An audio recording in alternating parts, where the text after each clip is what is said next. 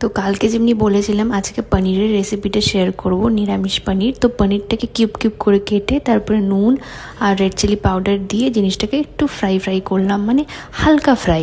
যখন ফ্রাই হয়ে যাবে, মানে পনিরের কালারটা একটু চেঞ্জ হয়ে যাবে, তারপরে সেই পনিরগুলোকে উঠিয়ে আমি জলের মধ্যে দিয়ে দিলাম। জলের মধ্যে একটু নুন দেওয়া ছিল, দিয়ে আলাদা করে আলুগুলো ডুমো ডুমো করে কেটে ওর মধ্যে নুন আর হলুদ দিয়ে ভালো করে ফ্রাই করলাম, একদম কড়া করে, মানে সেদ্ধটা প্রায় হয়েই গেছিলো।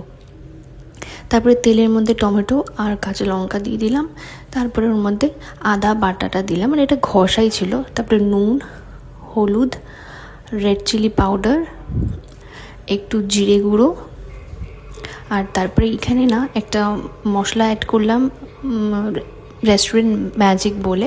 এই জায়গাতে তোমরা এমনি পনির মশলাটাও অ্যাড করতে পারো। আর তারপরে একটু টক দই অ্যাড করলাম, একদম শক্ত টক দই দিয়ে ভালো করে কষালাম। অয়েল রিলিজ করলো, ওর মধ্যে আমি ক্যাপসিকামগুলোকে অ্যাড করে দিলাম, ওটাও ঠিক কিউব কিউব করে কাটাই ছিল। তারপর ভালো করে জিনিসটাকে কষালাম। যখন কষানো হয়ে গেল, ওর মধ্যে ভাজা আলুটাকে অ্যাড করলাম, দিয়ে আবার ভালো করে মেলালাম। একদম যখন তেল পুরোপুরি ছেড়ে দেবে, তারপর ওর মধ্যে আমি জলটা অ্যাড করলাম, মানে পনিরটাকে যেখানে সোক করে রেখেছিলাম সেই জলটাই আমি ওর মধ্যে অ্যাড করলাম। দিয়ে ভালো করে অ্যাড করে হালকা একটু সেদ্ধ হতে দিয়ে দিলাম ঢাকা চাপা। সেদ্ধ কিন্তু অলরেডি সব কিছু হওয়া আছে। তারপরে পনিরটাকে অ্যাড করে দিলাম, দিয়ে ভালো করে মেলালাম।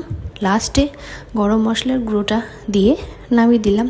হ্যাঁ, তোমরা এখানে একটু ঘিও অ্যাড করতে পারো, ঘিটা আমি স্কিপ করেছি। খুব ভালো হয়েছিল খেতে, অবশ্যই ট্রাই করো, আমাকে কিন্তু জানিও কেমন।